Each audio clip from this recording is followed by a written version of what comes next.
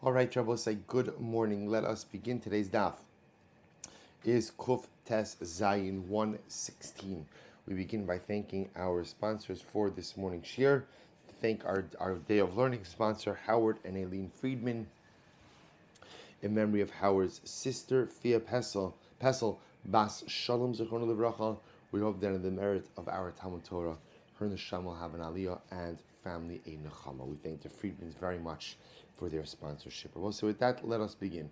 So as I mentioned, today's daf is Kuftas Zayin 116. We are picking up on Kuftas Vav 115b, exactly 6 lines up from the bottom, middle of the line, right where the wide lines begin. So remember again, today really another incredibly fascinating Gemara. So we're going to discuss today, remember the Gemara left off with this concept that the basic definition of a sefer is 85 letters. So 85 letters makes a sefer.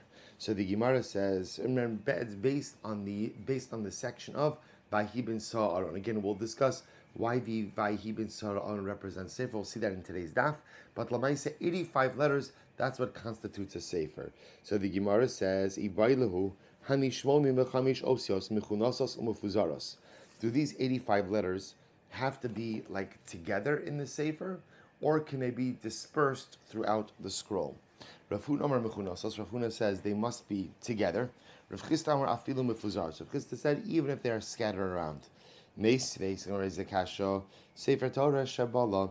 If you have a Sefer Torah that was worn out, im yesh bo lakich shmona b'chamish osios kigon parshas Vayhi ben Sa'aron matzilin os matzilin ve'im lav in matzilin. So the Brisa clearly indicates that if you have a worn out Sefer Torah, as long as there are still 85 letters throughout the Sefer, it has the identity of a Sefer, and you're permitted to save it on Shabbos.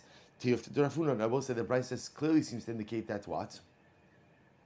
That halacha l'maisa, the 85 letters could be spread out amongst the entire scroll. That seems to be a refutation of Rav Huna's position, to which the Gemara said, Rav Huna, Gemara Rav Chisda, Aliba de Rav Huna betevos. So Rav Chisda explains that no, it could even according to Rav Huna, when talking about letters, or talking about words, I should say. Look at Rashi Tevos. Hadik tani lalakit demashma mefuzaros, lo lalakit os va'os levad, ela lalakit teva shlema. Teva kan v'teva kan. Both it's quite possible when the Brisa says that the letters could be dispersed throughout the scroll. What it means is what? That you could have words that are made up with letters that are dispersed throughout the scroll. In other words, even Rav Huna will agree with the following. Either you have 85 letters concentrated in one place, or you could have 85 letters that are dispersed throughout the scroll, assuming that what? That the letters are not just standalone solitary letters, but the letters are part of words. And the words, again, are dispersed throughout the scroll. So the Gemara goes weiter. Turn Rabbanan. So the Gemara has to follow. So the Gemara does the following shaila or the issue. Vayhi ben Sa'aron v'yom Moshe parsha zu asla kadosh baruch hu simonios milamala u lemata. So let's remember again the parsha Vayhi ben Sa'aron. So remember again, if you look in a Sefer Torah, it has nuns, right? Nuns that block it off. So again, it's a section that seems to be its own individual parsha, its own individual section, demarcated by a nun at the beginning and a nun at the end. Lomar, why does it have those demarcating symbols? Top of Kof Tezayin. Lomar she'in zemekoma. The both side, those nuns teach us that this section of Vayhi ben Sa'aron doesn't really belong where it's placed. The both say, where does it? Remember, Vayhi ben Sa'aron is placed at the end of the 10th chapter of Bamidbar. Where does it really belong? So the Gemara is suggesting it really belongs at the beginning of Sefer Bamidbar, when we talk about the Degalim, when we talk about the flags, and we talk about the encampment and the way Klal Yisrael traveled. So it makes sense to have that section by Vayhi ben Sa'aron v'yomer Moshe Kumash. So again, Vayhi ben Sa'aron, when the Aaron would travel, Moshe Rabbeinu would say, the beginning of Sefer Bamidbar speaks about how Klal Yisrael camped and how they traveled. As such, it makes sense to have that section there. To which the Gemara says, Rabbi Omer lo men Hashem huzeh, ela Rebbe says, no, the reason for the nuns is not to tell you that the section doesn't belong here. Rather, the reason for the nuns ultimately is to teach you that Vayhi ben Sa'aron is its own sefer. It's its own book. Look at Rashi. Lo min Hashem hu zeh. Rashi says, Zelo Hashem shel taimei hasimonios demekomo hu deparsha zu betchilas masa shnasu mehasina ayriki dichsiv le'alminei vahi bechodesh hasheni b'shana hashenis. So ultimately, again, so we'll say Rebbe disagrees. Rebbe says no. Vaibin Sa'aron is exactly where it should be. So why do you have the nuns? The nuns are there to indicate that it is a sefer unto itself. Now, what does that mean? We'll say, watch this. Kiman az l'hadarim shoah nachman amar Yonasan. Chatzva amudas. We'll say the Gemara quotes the pasuk from Mishlei. Chatzva amudah shiva. He hewed out the 7 pillars. 7 pillars. What are the 7 pillars? Elu shiva sifrei Torah. These are the 7 books of the Torah. We'll say, who 7 books of the Torah? What are you talking about? Kiman, Kirebi. We'll say Rebbe holds there are 7 books of the Torah. Now, what does that mean? So watch this. Essentially, we'll say Sefer Bamidbar is really 3 svarim. There's the part of Chumash Bamidbar up until Vahi ben Sa'aron. That's one sefer. Vahi ben Sa'aron is its own sefer, and then the section after Vahi ben Sa'aron is another sefer. So therefore, you have Bereshis, Shmos, Vayikra, Bamidbar 1, Bamidbar 2, Bamidbar 3, and Dvarim. 7 Svarim. 7 Svarim. To which the Gemara says, and who argues on Rebbe? Rav Shimon Gamliel. It's Rav Shimon Gamliel. This side Rav Shimon Gamliel Omer. Asida Parsha Zu Sheti Akrami Kameti Kasivim Koma. This is incredible. What Rav Shimon Gamliel says, this is really incredible. When Mashiach comes, the section of Vahi ben Sa'aron is going to be removed from where it is right now, from Perek Yud in Chumash Bamidbar, and is going to be placed in the beginning of Chumash Bamidbar, right? Because that's the appropriate place. Velama kasvakan. So if that's the case, why is it written here in the middle, right towards the middle of Chumash Bamidbar? Because they're both saying, as we're going to see in just a moment, the section of Vahi ben Sa'aron interrupts two difficult circumstances for Klal Yisrael. HaKadosh Baruch Hu didn't want it to be that there will be 2 unfortunate episodes juxtaposed to one another. So what did the Rebbeinu Shalom do? He plucked out this section, Vahi ben Sa'aron, put it in between the 2 unfortunate events in order to separate them. But when Mashiach comes, Vahi ben Sa'aron is going to be lifted out and put back in the beginning of Sefer Bamidbar. We'll say, what are the 2 unfortunate episodes? Because we'll say the pasuk says that people were complaining to Moshe Rabbeinu. So there was one episode of complaining, right? Paronas Rishon. Now, what was the first unfortunate episode? Vayisam Har Hashem. They traveled away from the mountain of God, from Har Sinai. V'amrav Chama bar Chanina shesaru me'achore Hashem. Then also when the pasuk says that they went ahead and they left the mountain of God, that was not just a geographic statement, but rather it was an emotional, spiritual statement as well. They had turned away from the Ribono Shel Olam. So we'll say, so where is the appropriate place of Vahi ben Sa'aron? Ravashi b'degalim. It's in the beginning of Chumash Bamidbar when there is a discussion about the flags. So Rabbi say, so a number of very important pieces of information come out of here. Number 1, Vahi ben Sa'aron is treated as its own parsha. Now, there's machlokes, is it treated as its own parsha or is it treated as its own sefer? Rebbe says it's treated as its own sefer. Therefore, according to Rebbe, there's literally 7 chumashim. There's 7 chumashim. 3 of the 7 is Bamidbar being split up into 3 different svarim. But what everyone agrees it does give us is that the section of Vahi ben Sa'aron teaches us the minimum unit to create a sefer, and that is 85 letters. So as long as you have a sefer Torah that has 85 letters, or any other scroll that has of Tanakh that has 85 letters, even if the letters are dispersed, halacha l'maisa, such a scroll has the status of a sefer and can be saved on Shabbos. Both say an interesting further discussion. We all agree that ultimately, again, that not we all agree, but according to one opinion, the reason why, even though Vahi ben Sa'aron does not belong in Perek Yud in Bamidbar, but it really belongs at the beginning of Chumash Bamidbar, why was it put in Perek Yud? In order to go ahead and interrupt between 2 unfortunate episodes. Klal Yisrael veering away from HaKadosh Baruch Hu after Matan Torah, and ultimately, again, the people complaining against Moshe and HaKadosh Baruch Hu in the desert. So in order to not have 2 unfortunate episodes juxtaposed, Vayi ben Sa'aron is put in there. What's going to happen to Vayi ben Sa'aron? Mashiach comes, machlokes. Some say it's going to be left just where it is. Others explain that in fact it is going to be removed from Perek Yud and placed back in Perek Aleph, where its rightful position with part of the story or part of the narrative of the flags, the encampment, and the movements of Klal Yisrael. Okay, Ibaylahu. Hagilyonon shall say for Torah matzilin also mnei adleika or in matzilin also mibnei adleika. What's the interesting question? What about Kivon? So up until now, I was speaking about can you save a sefer from a fire? Now we're transitioning a little bit. Well, so what about the gvil? Let's say you have a piece of blank parchment, right? A piece of meaning. We'll say gvil represents the borders. Remember again, if you ever see a sefer Torah, so you'll notice again that you don't have writing on the top, on the bottom, and on the sides, right? There's room, there's a margin on the top, there's a margin on the bottom, and there's a margin in between columns. Those empty margins are called a gevil. So I will say, are you permitted to save gevilin on Shabbos? Which is another way of saying, do the gevilin themselves have the kedusha of a sefer Torah or not? To which the Gemara says, Tashma, let's analyze.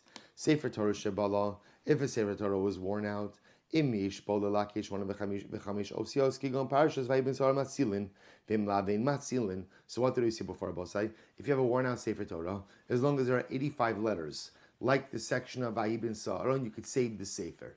If it doesn't have 85 letters, you can't save the Sefer. Va'amai, but why do you need 85 letters? Sefer Klei Mishim Guvilin. To which the day, why don't you say you could save it based on the fact that it has columns? In other words, I will say, if it's really true that the columns, right, that the margins, I should say, have kedusha, the empty margins have kedusha, then you should be able to save the sefer by dint of the margins. The fact that the Brisa doesn't say that, but the Brisa requires 85 letters, indicates to me what? That halacha l'maisa, the margins themselves don't have kedusha. To which the Gemara says, Bala shiny. No. It could very well be that a worn out Sefer Torah is different. Right? They will say that a worn out Sefer Torah, once it's worn out, perhaps everyone will agree that in those cases, the margins themselves lose their sanctity. So Tashma, Sefer Torah shenimchak, if you have a Sefer Torah that was erased, Im yesh boket lelaket, shmonim v'chamish, osios kigon parshas v'ayvin sa'ara matzilin, bim lav in matzilin. Same idea, but if you have a Sefer Torah that was erased, if it still has 85 letters, it has the status of a sefer and can be saved. But if not, you can't save it on Shabbos. Va'amai. But even if it doesn't have 85 letters, sefer klei mishum gilyon didei, right? Ultimately, I'm going to both say, interestingly enough, why don't we treat the erased spaces like the margins, right? And therefore, you should be able to go ahead and save it based on the erased spaces. To which the Gemara says, Makom aksav lo kami baile. No. When it comes to areas on which there was writing on the parchment, everyone agrees. Dechi kadosh agav ksafu kadosh. Azl ksav, azla la kidushase. So we'll say everyone agrees that on an area where there was writing, that area of the parchment only has kedusha if the writing is still there. Once the writing is gone, the parchment has no more kedusha. Ki kami baile, where's the shaila? Shalmaila v'shalmata, shebein parsha leparsha, shebein dav levdav, shebetchilas sefer, shebesofa sefer. But we'll say our shaila is the designated margins. Do the designated margins of a Sefer Torah on the top of each column, bottom of each column, in between columns, beginning of the Sefer, end of a Sefer.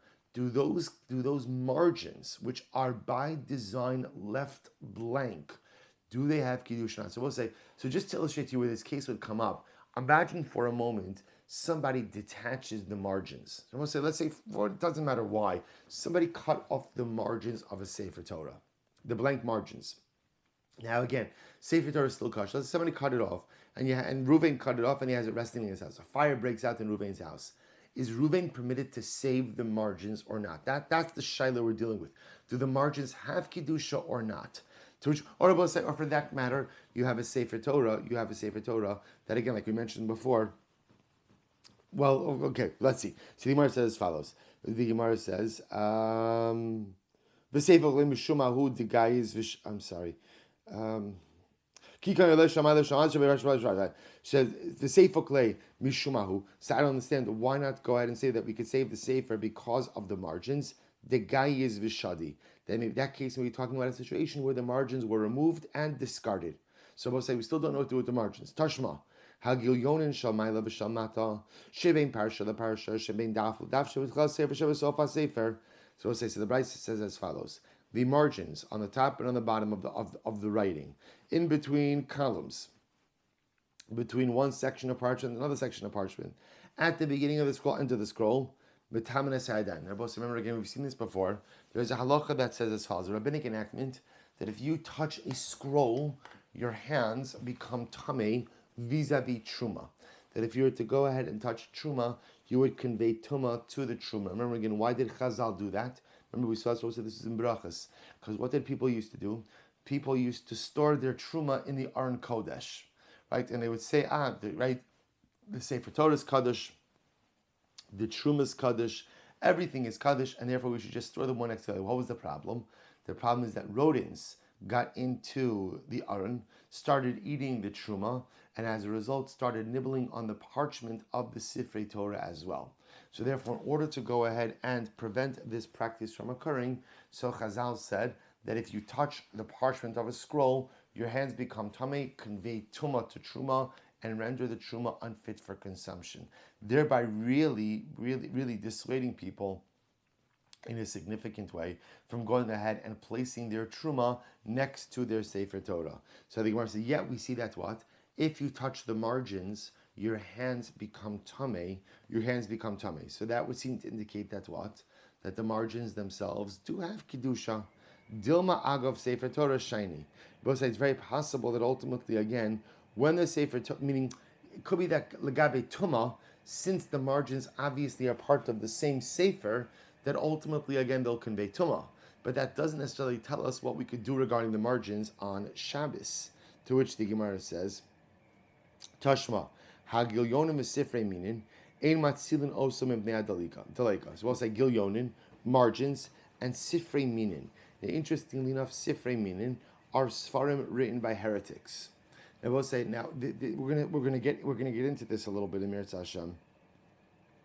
That ultimately, if you look at Rashi says Sifrei Minin are Mesharsim LaAvodah Zara, v'kasvu lahen Torah Nevi'im Ksuvim Ksav Ashuris v'Lashon HaKodesh. So we'll say this is actually quite interesting. So we're talking about over here. This is where we'll say someone who's a heretic wrote a Sefer Torah.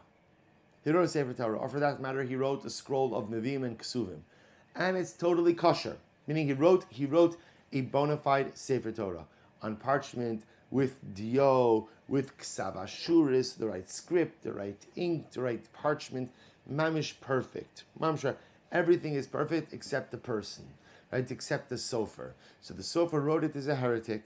So what's the halacha? So the Gemara says margins, right? The margins, kilyonin v'sifrei minin,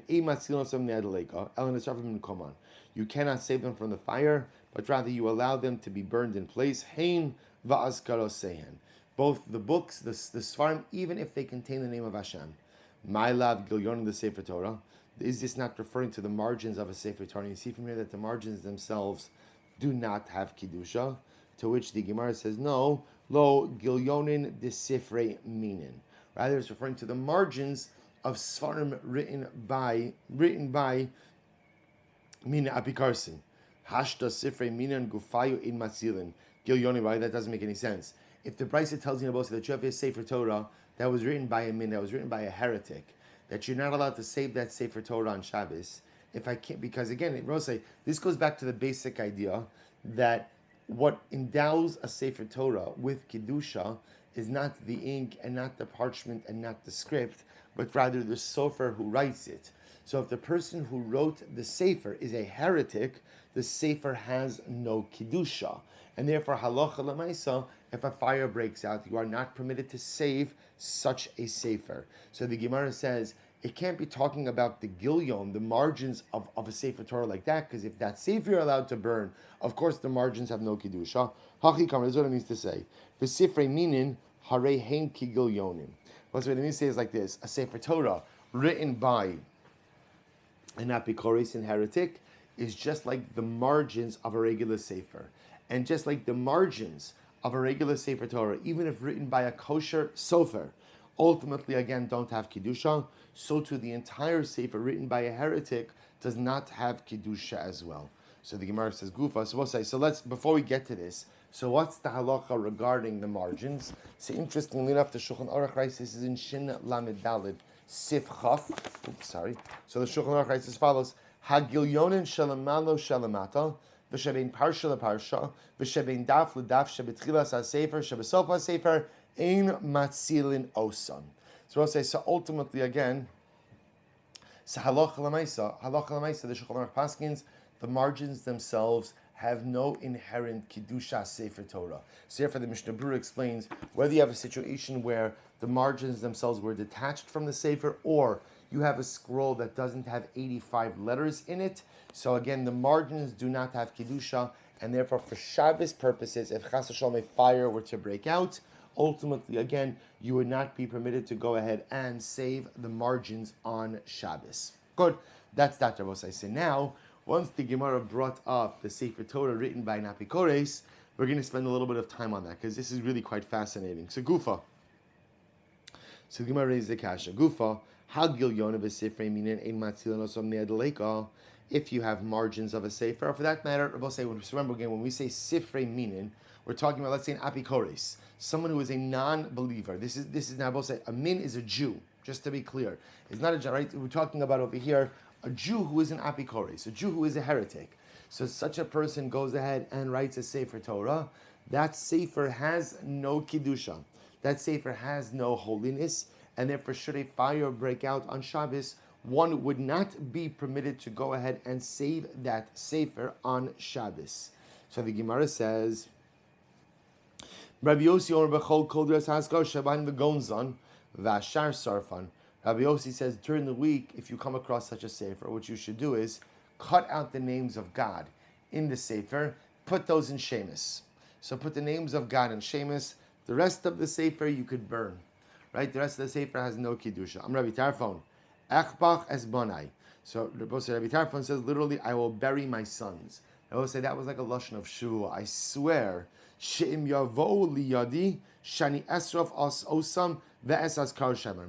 I promise, I swear my son's life, that if I get a hold of such a Sefer Torah written by a heretic, I'll burn the whole thing. Even the names of God that are written in that Sefer have absolutely no holiness, and I would burn the whole thing. The Gemara says, Shafilu Adam Rodef, so listen to this, why? This is incredible. Shafilu Adam Rodef Acharav Lahargo. Rabbi say, because Rabbi Tarfon says, even if someone is running after you to kill you, the Nachash Ratzla Kisho, or a snake is slithering after you to bite you, Nichnas Labeis Avodah Zarah, you could run into a house of idolatry to save yourself. Ve'ein Nichnas Lebatein Shel Elu. But never should you enter into a home of a heretic, right? Home of Jewish heretics. Why?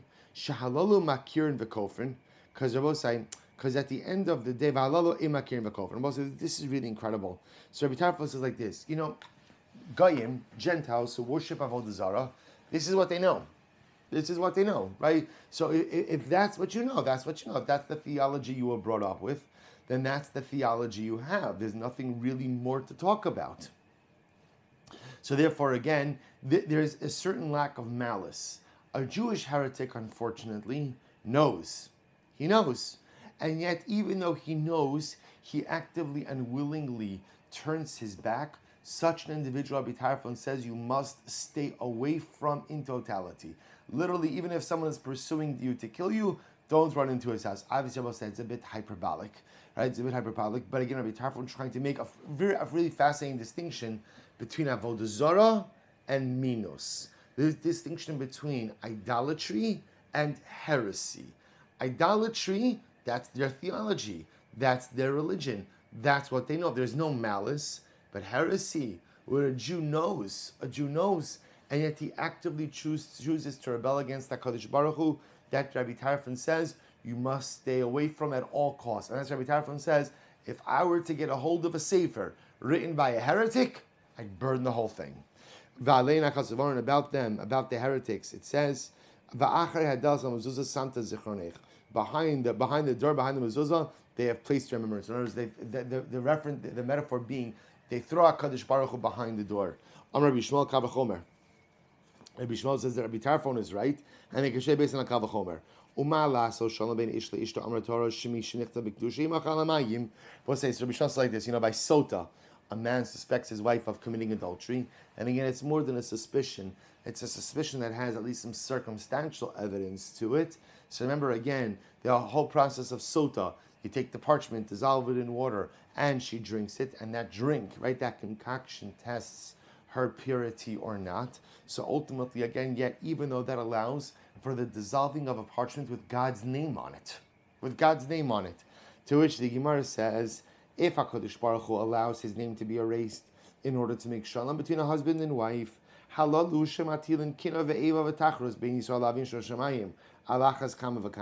these heretics, which cause so much animosity, so much dissent, and so much discord between Klal Yisrael and HaKadosh Baruch Hu, certainly their writings could be erased. Now, as I will say, it's interesting, Kal Vachomer.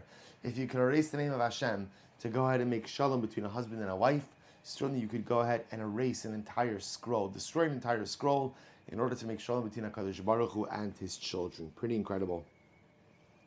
To which the Gemara says, Va'aleim Amar David, and about these heretics, David HaMelech says, Halo misanecha Hashem esna, ubiskommecha eskotat. Tachlis sinas sinesim la'ivim hayuli. So again, David HaMelech says, HaKadosh Baruch Hu, those who hate you, I will hate. And ultimately, again, the tachlis is in the essence of hatred, I will hate them, for they have become my enemies. I will say this highlights, it's painful, it's really very painful to speak about this, because it highlights the notion that sometimes the greatest pain that has caused the Klal Yisrael does not come from inside our nation, but comes from inside our people. It hurts to say the words. It's not new. This has been an age-old issue for Klal Yisrael, but it's a painful idea, and this is why you see that Chazal, and this is really what's incredible. Generally we assume like the Oved Avod Zara is like the Avi Avos Atoma, like the paradigmatic example of someone who is impure and unholy. And yet you see Rabbi Tarfon says, no, the Oved Avod Zara, I don't agree with what he's doing, I don't agree with his theology. But at the end of the day, that's his theology. It's not motivated out of malice. That's just what he knows. But the Apikores, the Min, the Meshumad, the Jew who knows and actively turns his back. And again, you have to understand something also. The context in which they're speaking is very often these heretics. It's not the pshat that like someone decided, I don't want HaKadosh Baruch Hu anymore, and they decide to move to Oklahoma, and mind their own business. They're just not, they're not involved in Judaism anymore. That's between a person and God. The heretics they speak about over here are individuals who actively try to undermine Jewish interests. And unfortunately, again, throughout our history, it's been Jews who tried to harm other Jews and undermine Jewish interests, who Rachmana litzlan have caused the greatest amount of pain. Ultimately, again, from Kamsa Bar Kamsa, and we see it happen. Unfortunately, it happens presently in our world as well. So that's why Chazal really has such an intense reaction towards them. Ukashem, Shin Matzil Noso Miadleika, Kach in Matzil Noso Lomin Amapolas, Velomin Amayim, Velomin Davram Abdin. Abos said in the same way that if you have a sefer written by an apikores, you can't save it from a fire. It's not just a fire, but any time that this scroll written by an apikores is going to be destroyed, you leave it alone, right? Whether it's buried under rubble or falls into water or anything else that would destroy the scroll, there is no need for you to try to save it. Boimine Yosef Bar Chanin, Rabbi Avo. Hani Sifrei Debe Avidan, Matzilin Osam Me'adaleka O In Matzilin. Supposedly this is very interesting. What about the Svarim of Be Avidan? Now, what's Be Avidan? Look at Rashi. This is incredible. The Be Avidan, Svarim Shekasvu Lahem Haminim Lehisvakech in Yisrael. These are Svarim written by Minim, right? We'll say now, Minim Bepashtos means heretics, in order to philosophically debate. Lehisvakech in Yisrael, Ubemakom Shebizvakechem Sham Karile Be Avidan. So we'll say, see here what the Gemara is referring to as follows. These scrolls were written by Minim. And I want to show you something absolutely amazing. Depending on the version of the Gemara you will have something called Hagos V'Tziyunim. If you do, then you have a little chaf in your Rashi, right by there, and you'll notice I'll take it to Hagos. What does it say? Hagalochim. I will say, we know that throughout the ages, the Gemara had many, many changes, right? It was censored many times. The original version of Rashi reads, not minim, but rather galochim, priests. Priests. There were priests who used to write Sifrei Torah. Why would, and they were both say, beautiful, perfect Sifrei Torah, right? Perfect Sifrei Torah. Why would they write Sifrei Torah? This was done in order to engage in philosophical or theological debates with Jews.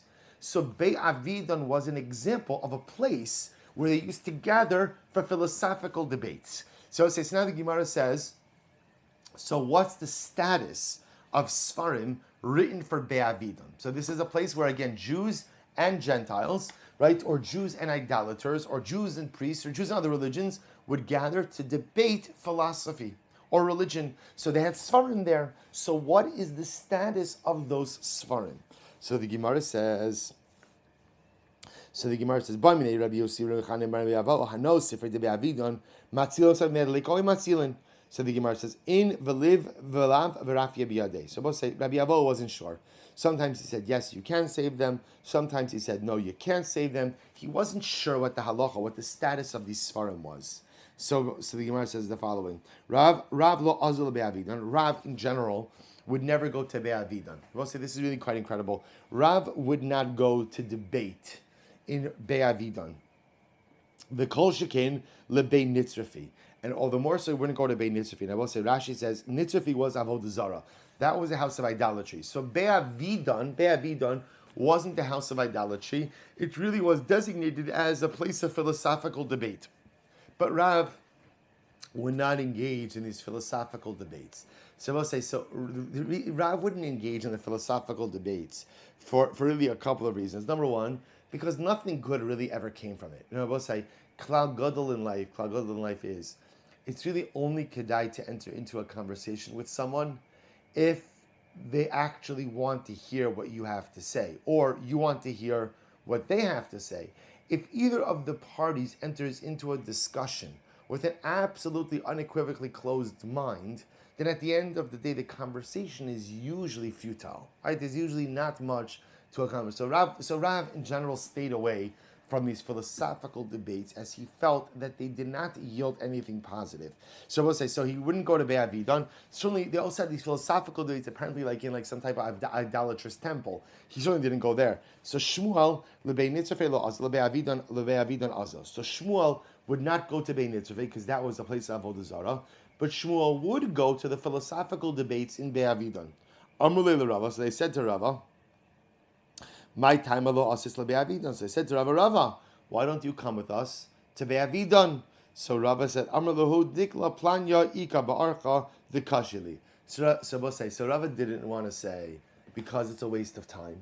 Because it's a waste of time. So both say, so remember again, this goes to you're going to see this highlights a deeper motif which you're going to see in just a moment, which is as follows. So Rava didn't want to say, I don't want to go because it's a waste of time. So instead Rava said, I would go, but there's this big palm tree that makes it difficult for me to walk, so therefore I just choose not to go. They said, the palm tree? Ni'akre.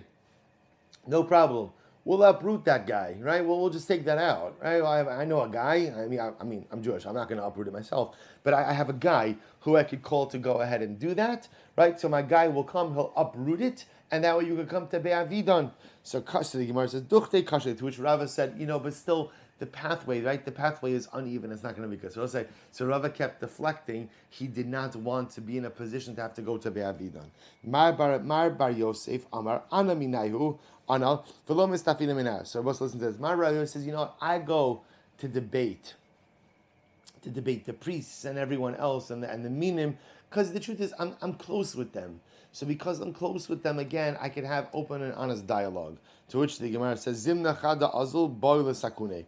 So he was close with them until he wasn't. Right? When Mar bar Yosef one time was debating with them and he felt himself in danger. In other words, I guess there was one time where the Maise's arguments were very persuasive and overwhelming, and suddenly again the people who he thought he was close with, he realized he was not so close with. So we'll say, Se'ima Shalom, Devisu Rabbi Eliezer. So we'll say, there's another piece to this, which is something quite fascinating in general, which is, this is just a separate idea. We've spoken about this before. Judaism in general does not, if you notice, there's not really or at least there wasn't originally a body of Jewish philosophy. Right? Jewish philosophy really became codified with the Rambam and others in his time as a reactive approach because other religions were codifying philosophical ideas and tenets. In general, Judaism doesn't see all that much benefit in debating philosophical tenets because it doesn't really lead to anything all that concrete. So that's why you also see Rava and others really avoiding these type of interactions out of a concern that nothing really positive could come from it. That's what's underlying this. In other words, there's a value to philosophy, right? There's a value to understanding things. There's a value to deep thought, but there's not, at least the Gemara felt, there's not really all that much value to debating it with others who don't necessarily share your beliefs. That really, again, the Gemara felt really only potentially leads to negative fallout for Jews. The Gemara goes weiter. The Gemara says an incredible story. Ema Shalom, the Visid Rabbi Eliezer, Achsid Rabbi Gamliel Havai. So it's Ema Shalom. Ema Shalom, that was her name. Ema Shalom was the wife of Rabbi Eliezer and the sister of Rabbi Gamliel. So the Gemara says, Hava'ahu philosopher bishvevuse. There was a certain philosopher. Now it's interesting. Rashi defines philosopher as a min, as a heretic. Now Rashi doesn't mean to say that every philosopher is a heretic. Rashi just having to point out, you'll see why that's important to the story. In this particular context, this individual was a Jew. He was a quote unquote, well established philosopher, but he was a min. He was an apikoris. So watch this. Dahava Amud Beis, Dahava Shakil Shma Delo Mekabel Shochta. And he had a reputation that he never accepted bribes. So he was a philosopher, he was a judge, and he enjoyed a reputation of being incredibly honest, never accepting bribes. There was only one problem, which was what? He accepted bribes. And Ima Shalom knew that he accepted bribes. The Gamliel knew that he accepted bribes. But yet this guy held himself out to be so pious, so worldly, so knowledgeable, that he was profoundly dishonest. So Ima Shalom and her brother Rabbi Gamliel set out to go ahead and show the world what this guy is. So they wanted to prove to the world that he was a fraud. So they had a court date, and before the court date, Ima Shalom brought this guy a golden candelabra. Beautiful golden candelabra. So what happened? So what happens? The next day they come to court, says Rabbi Gamliel and his sister. And they say, the sister, Ima Shalom, says, our father died. And as a daughter, I think that I'm entitled to half of the estate. Amr lahu, plugo. To which the philosopher said, you're right, divide the estate. Ima Shalom, you get 50%. Rabbi Gamliel, you get 50%, split the estate evenly. Amr lei, so Rabbi Gamliel says, what are you talking about? Ksiv lan b'makom bra bartelo sirus. So Rabbi Gamliel says, our Torah says, that where there is a son, a daughter doesn't inherit. In other words, the only time a daughter inherits is when there's no son. I will say now again, there are exceptions to that rule as well. But again, in a vacuum, right, where there's a son, the son inherits the estate. So Rabbi Gamliel says to the philosopher, he says to the judge, what are you doing? Right, that's not our halacha. Amar lei, to which the philosopher responds, Min yoma de gal yosan me'arachan, it is natlis oraisa de Moshe, v'isyav v'sifach risi, from the day that you were exiled from your land, the book of Moshe, the Torah, was replaced with another book of law. And in this new book of law, what does it say? Uksiv be bra ubarta kichada yarson. And in this new book of law, it says that a son and daughter inherit equally. Okay, that was the ruling. Lamachar hadar ayale iu chamra luva. So the next day, said, okay, so court went into break, and then we're going to continue the next day to work out the rest of the details. The next day, before they went back to court, Rabbi Gamliel goes over to the judge, and what does he give him? A chamra luva, a Luvian donkey. They both say best species of donkeys out there. It's mamish. It's like the Tesla of donkeys, right? So mamish, he gives him a Luvian donkey. So what happens? So we'll say now they come back to court. Amar lahu, shfilis l'sefer de sifra. So listen to this. So this philosopher saying, I've been thinking a little bit about the ruling I gave yesterday. Maybe it was a little bit hasty. I said that a son and daughter should go ahead and split the estate equally. But the truth is, if you go to the end of our book of law, right, section 3.2, article 5, says, the Kasav Bey, Ana lo lemifchas min oraisa de Moshe Asisi, v'lo le'asufe al oraisa de Moshe Asisi. The truth is, I realized that the truth is, it's not my place to add or to diminish from the Torah of Moshe Rabbeinu. Uksivbei b'makom bra bartaloseros. And it says in the book of Moshe, it says in the Torah, that wherever there is a son, ultimately the daughter doesn't inherit. So we'll say, see this guy, mamish a fraud. Right? So yesterday he paskined in accordance with the daughter. Right? That ultimately, again, wherever there is a son, wherever there's a son and daughter, split equally. Now he's saying again, no, the halach is like what the Torah says, that wherever there's a son, the daughter doesn't inherit. So listen to this. So Amrulay, Nahar Nahorech Kishraga. So Ima Shalom says to the judge, says to the philosopher, your rulings should illuminate the world just like a golden candelabra, right? A reference ultimately again to the bride she gave him. Amrulay Rabbi Gamliel said, Atza Chamra Ubatar Shlashraga. My donkey came and kicked over your candelabra. So they exposed, obviously they didn't have a real debate about inheritance. There was no real legal matter over here. All of this was done ultimately to go ahead and, all of this was done in order to go ahead and expose the fraudulent nature of this individual. We'll say, what's the point of the Gemara? So the point the Gemara is pointing out over here is that unfortunately many times people hid behind philosophy to go ahead and mask truly disingenuous identities. That a lot of times the espousing of philosophical tenets, unfortunately, again, did not go ahead and come from a deep-rooted sense of holiness or idealism, but often masked a lot of inherent personalistic fraud. Right? That's now again, obviously not everyone was. Just like that, people who hide behind religion and espouse religious ideals, but are not really genuine people. And so again, this goes back to this is why Rava never really wanted to engage with these individuals. Again, fine. So the Gemara goes weiter. So remember again, let's go back for just a moment. So the Mishnah said that halacha l'maaseh, you could save a Sefer Torah on Shabbos, and you could save even a book of Tanakh on of Nevi'im on Shabbos. What can't you save?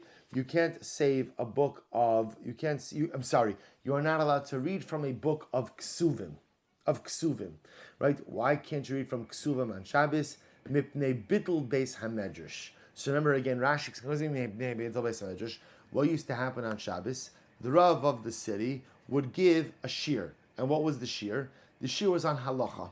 What to do, what not to do. So what were they concerned about?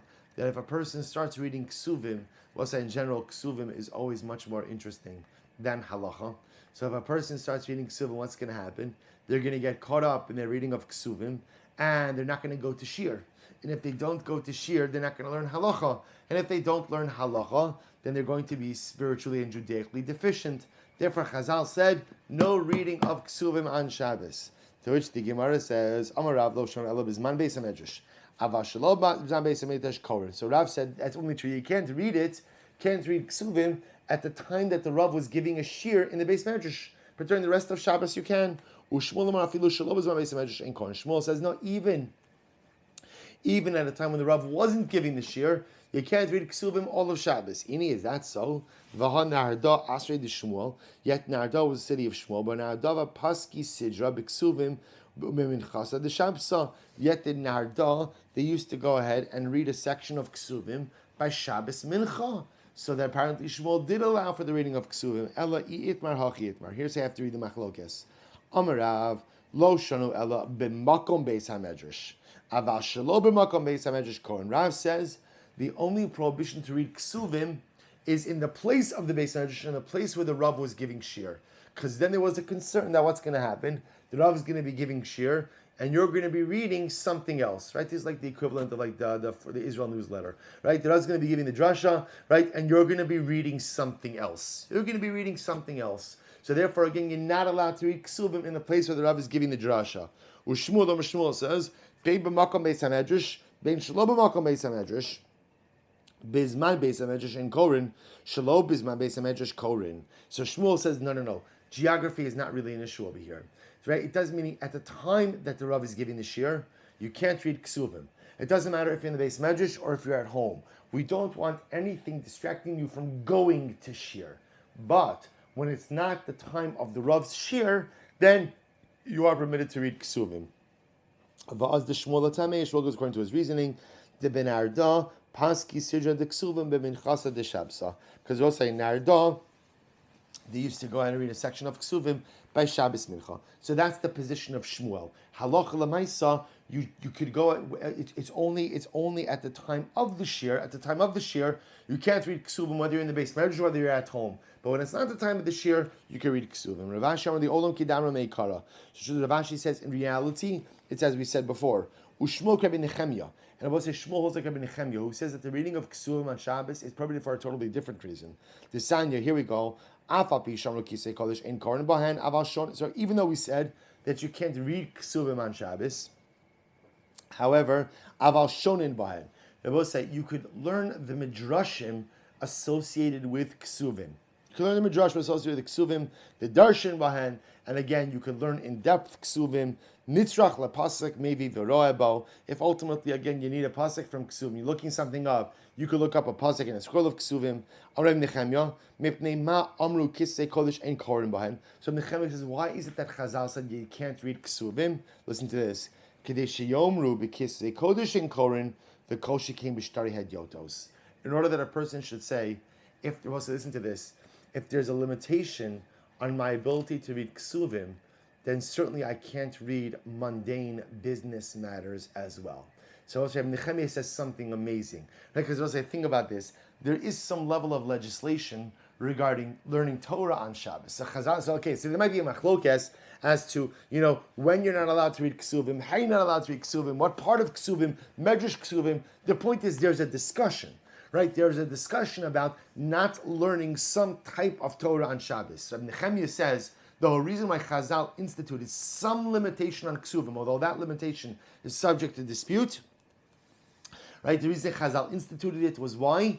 In order to teach you, if there's a limitation on ksuvim, alachas kama v'kama, there's a limitation on the other mundane matters that we read on Shabbos. And I both say, so halacha l'maisa, so contemporarily we don't have this limitation on ksuvim, right? You can learn any ksuvim you want on Shabbos, but we do have a limitation, ultimately, again, on reading mundane matters on Shabbos.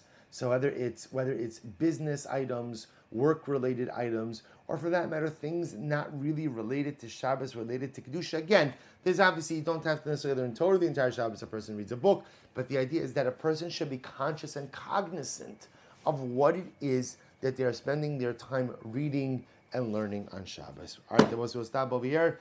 Me'er Hashem will pick up at the Mishnah. Me'er Hashem tomorrow. We'll say beautiful daf together. We'll begin the minyan from the shul parking lot.